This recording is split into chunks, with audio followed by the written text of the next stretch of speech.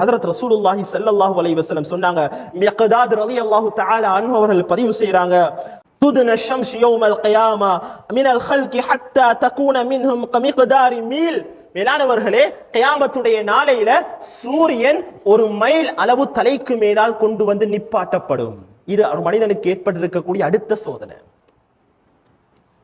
ஹஜ்ரத் ரசூலுல்லாஹி ஸல்லல்லாஹு அலைஹி வஸல்லம் சொன்னாங்க, ஒவ்வொரு அடியார்களும் என்னென்ன பாவங்கள் செய்தார்களோ அந்த பாவங்களுக்கு ஏற்ப, அந்த குற்றங்களுக்கு ஏற்ப, அந்த தவறுகளுக்கு ஏற்ப வேர்வையால் மூழ்கி கொண்டிருப்பார்கள். சில மக்கள் கரண்டை கால் வரை, சில மக்கள் முழங்கால் வரை, சில மக்கள் இடுப்பு வரை, சில மக்கள் கருத்து வரை, சில மக்கள் வியர்வையால் மூழ்கி விடுவார்கள். அதி பயங்கரமான உஷ்ணமுடைய நாளாக இருக்கும்.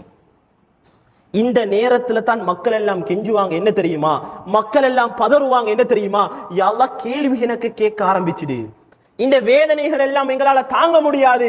கேள்வி கணக்கு கேட்டு நரகம் என்று தீர்ப்பு தந்தாலும் பரவாயில்லை, எங்களை நரகத்துக்கு அனுப்பிடு, இந்த பயங்கரத்தை எங்களால தாங்க முடியாது என்று மக்கள் எல்லாம் சஞ்சலிக்க கூடிய நேரம் தான் சூரியன் ஒரு மனிதனுடைய ஒரு ஜானுக்கு மேல கொண்டு வந்து நிப்பாட்டப்படக்கூடிய சந்தர்ப்பம்.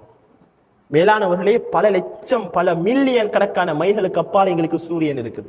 இன்னைக்கு உஷ்ணத்தை தாங்க முடியல, ஏசி இல்லாம இருக்க இயலாது, ஃபேன் இல்லாம இருக்க இயலாது.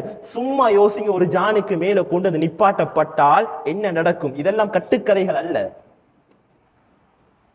இதெல்லாம் கனவுகள் அல்ல, சரித்திரங்கள் அல்ல. ஹக்கன் ஹஜ்ரத் ரசூலுல்லாஹி ஸல்லல்லாஹு அலைஹி வஸல்லம் தன்னுடைய பொன்னான வாயினால் சொன்ன சத்திய உண்மைகள், நானும் நீங்களும் பார்க்க இருக்கக்கூடிய உண்மைகள்.